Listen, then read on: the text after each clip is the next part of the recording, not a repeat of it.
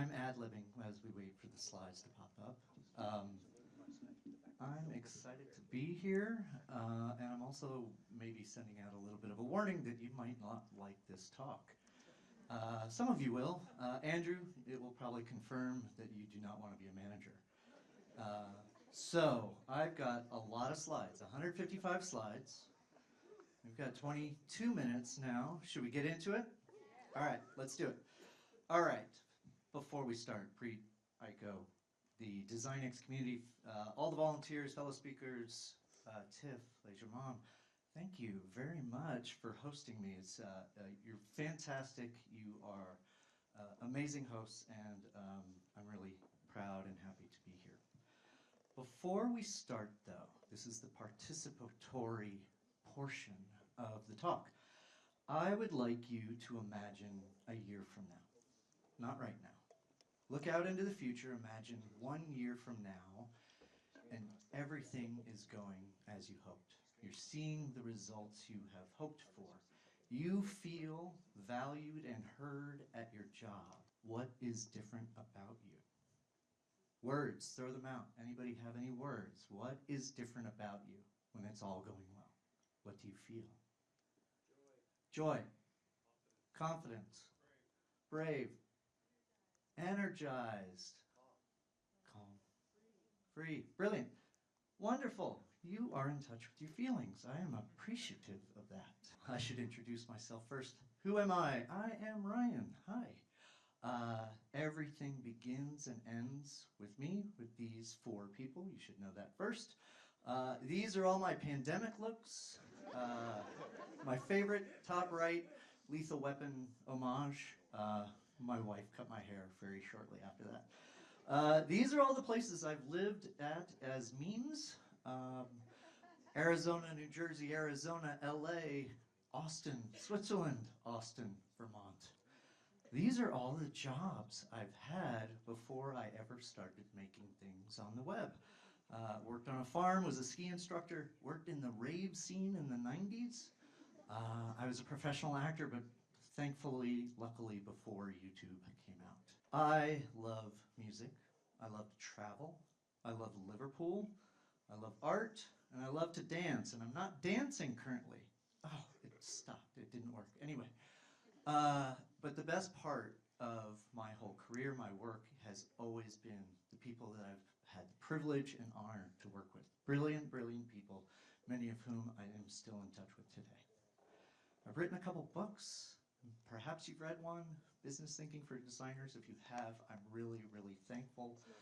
I am astonished that anybody would actually read a book that I wrote. I run CDO School. Hint, it's actually not for chief design officers.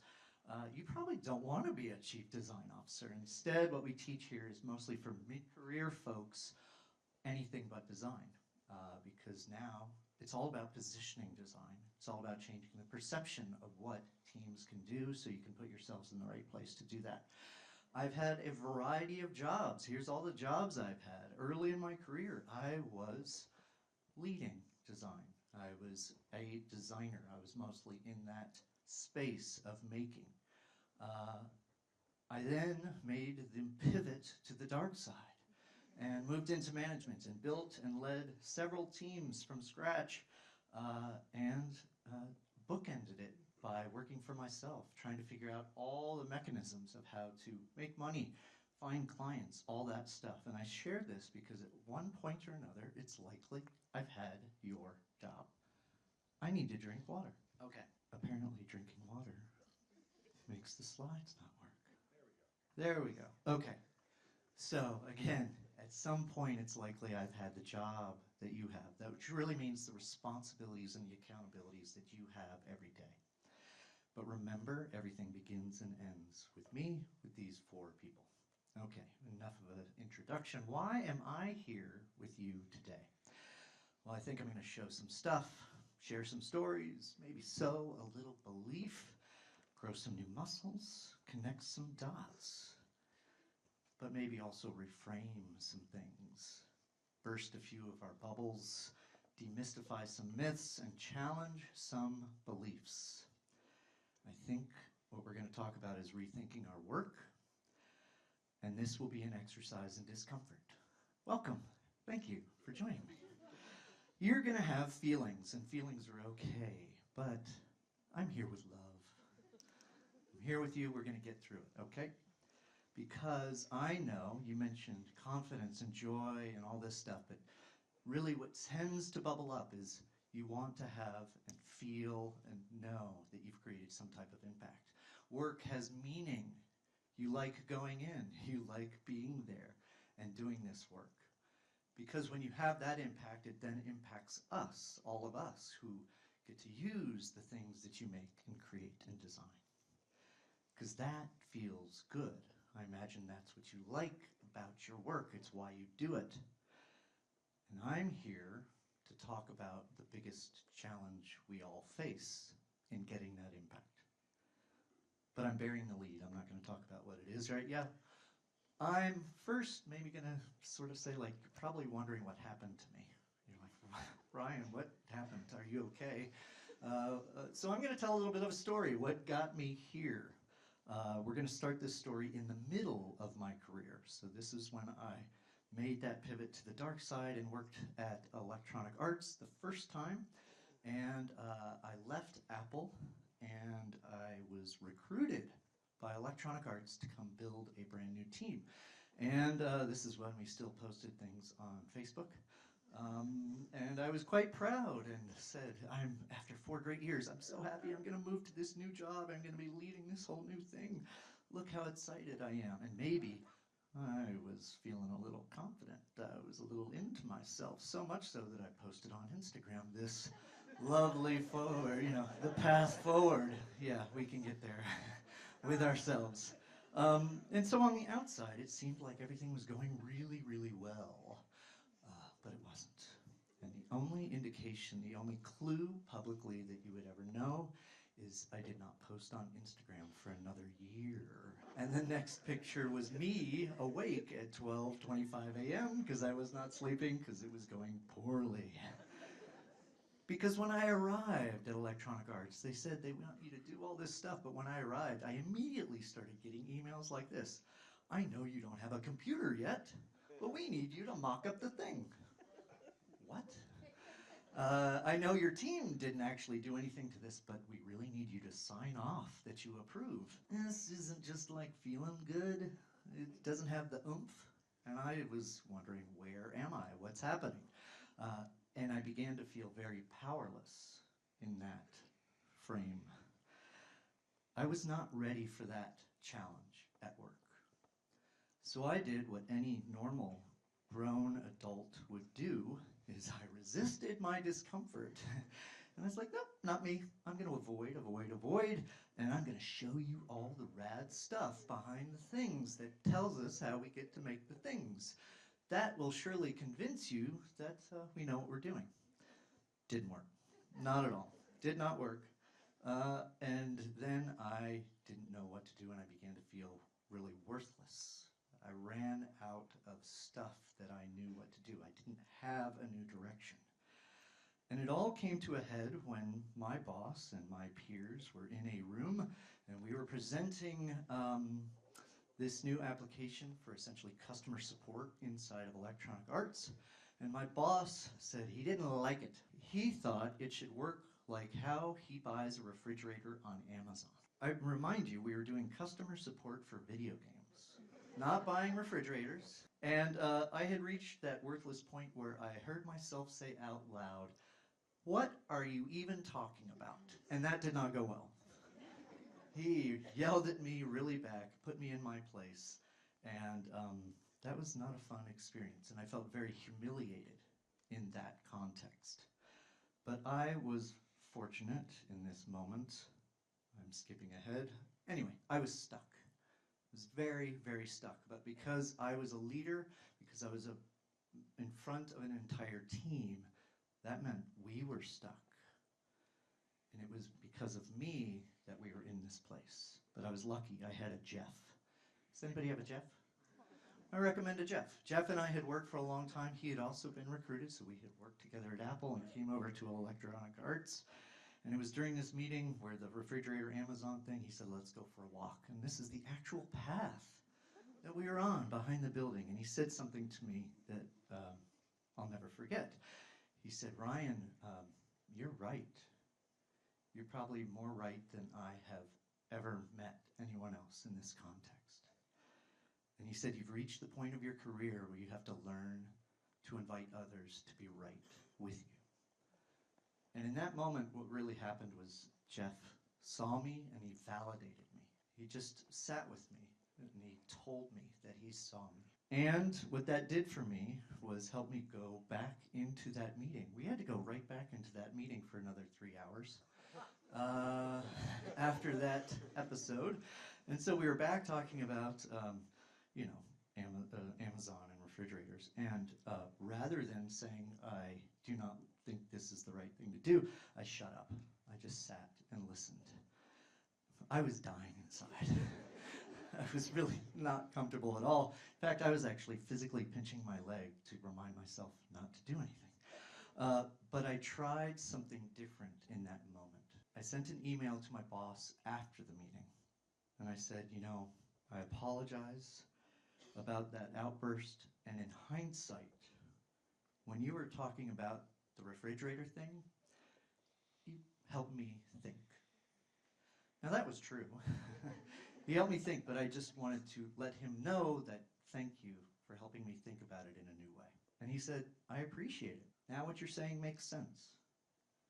Let's go forward. And what I noticed in that moment is my boss felt seen and validated. And so I was a little less stuck, which meant we were a little less stuck. And then we were able to do some pretty rad stuff at Electronic Arts. And sure, we increased all these lovely metrics that everybody wants to talk about. Ricardo just mentioned a bunch of those. Revenue, NPS, churn, LTV. But none of those stuck with me. What actually stuck with me is during that work, we had trust and smiles and belief and reduced anxieties. That feels good. So this story is a story about this superpower, agency. Agency, as defined in the dictionary, is a decision, action, or intervention taken to produce a particular desired result. But we have to have an honest conversation, because I know many of you right now at work are thinking we should be doing more research. Seems like I have to justify my decisions. I'm always putting out fires. They're not inviting me to the meeting where decisions are made. I know this is happening, and I know that's what you're feeling, and perhaps you're even saying it out loud. So we have to talk about the biggest challenge. There are power differentials at work. True power differentials. And let's be honest that while the stories of working at Apple and Airbnb and Shopify and all these lovely companies, they're really the exception. I know because I've worked in other environments. They're the exception where designers have power. But for the rest of us, we don't typically have that power. We have to face a lot of people, whether you're in management, whether you're in IC, who are constantly saying they disagree. And so having agency in this moment is learning to choose how to respond in a new way. Because it's not given to us. Agency is not afforded to us. So it's on us to take a new response. Because if you can't do that, it's a trap, okay? So growing agency is an exercise in discomfort. You're gonna have some feelings, but remember, I'm here with love. All right, 3 ways to grow superpowers. Because everybody likes a list, I know, because you're all sharing it on LinkedIn. So the 3 things. Remember to lead yourself. Reframe your constraints. Remix your skills. Let's go. Remember to lead yourself. Give your shot to be the adult you want to be. These are the 8 C's of self-leadership. Has anybody heard of the 8 C's of self-leadership? Probably not, because it's not a design thing.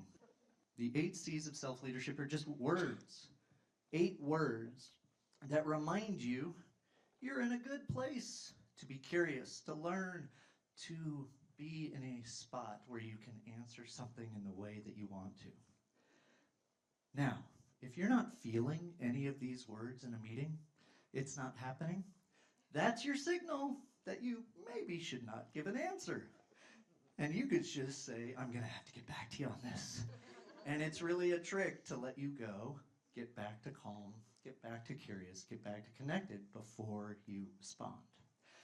For my dudes, you might not actually know what these feelings feel like. So I created the 8 T's of self-sabotage, which are, do you feel threatened or testy or timid?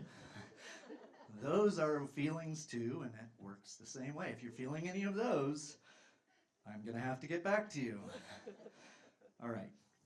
And then, when we talk about this power differential, we have to think about our own emotional energy. What's the ROI? That's a fun question, right? Does anybody see and know this GIF? Right. You have to understand whether the person asking this to you is asking a rational question or a relational question. Rational, pretty straightforward. Try this first. Hey, you asked us for a recommendation, here's our recommendation. If they are like, cool, great, do it, that's a rational thing. They're right there with you. Rational is easy to test first. But if they're screaming loud noises and they don't like your recommendation at all, you do not have a spreadsheet problem, a math problem, you have a relational problem to solve. Remember the Amazon thing? Relational. So it's at this moment that you have to learn how to invite others to be right with you. Has anybody heard of the Imago dialogue script? Probably not. This originated from couples counseling in 1980. But the Imago dialogue script is just a way to practice validating somebody else, to show that you are active listening. What I'm hearing you say is NPS is important. Did I get that right? Great. That makes sense because you talk about NPS all the time. Great. I imagine it's frustrating for you that NPS sucks. It's a way to just connect emotionally, relationally with them. So give yourself a shot to lead yourself in the moment with the 8 C's and Imago. Reframe your constraints. This is going to be the hard one. They do keep making decisions without you. The executives don't get the value of what you do, and there's not enough time. It would be awesome if they just invite you, and the execs are curious, and they give you the time, and the PMs are only hanging out in Jira and not Figma. But that's a trap, because only somebody else can make it better. Only somebody else can make a decision to help you progress. So test a new hypothesis. Instead of thinking, well, if they could just do this, imagine that they never will. They're never going to give you more time. They're never going to get design. And then tell yourself, but we're going to win anyway. Congrats, you've just reframed the problem. You get to design a new solution. Speaking of designing, remix your skills. You have the skills. You don't need to learn new skills. You actually are built for this type of thing. This is the Weird Al Yankovic portion. Probably a lot of you don't know Weird Al Yankovic. When you lead design, when you represent design, design is really the product and the company is your market. They are your customers. Do you know your audience? Like, do you actually know what the product managers do, what their role is, what they are responsible for day to day? What are they hoping to get? What are they worried about? And what are those outcomes for them? You can make maps. Walt Disney made maps. This is 1957. The map of how Disney Studios works. It's an ecosystem map. Be a service designer. Here's a journey map of how actions, objectives, and metrics all connect. You can sketch. Here's a sketch to convince my boss the second time at Electronic Arts that we should change where our financial planning for projects should actually happen. You could also rearrange your interactions. This is my favorite. Everywhere you work, you're going to work with somebody who is going to say, I want a pony. And they're showing up like a 13-year-old child who's just screaming up and down, I want a pony. And I imagine that they've asked you to go figure out a solution. And how many meetings have you walked in where you have said, here's our solution. We should do more research because NBS is bad and we don't know why. But in that conversation, as soon as you say we should do more research, you can't even get past that. They're saying, no, I don't like that answer. And you spend the next 55 minutes arguing over what research is. So, change the order of the story. Remember to validate. I heard you, NPS is bad. We don't know why. Now research is the solution to what they care about. It's a simple trick. Give your expertise back to yourself. Okay, I'm almost done. Wrap up. This road to impact is an exercise in discomfort. You need agency to create that impact. Having agency is liberating. Growing agency is a superpower. And it's emotional. You will have feelings along the way, but I believe you can do this. Remember to lead yourself. Reframe your constraints. Remix your skills. That feels good.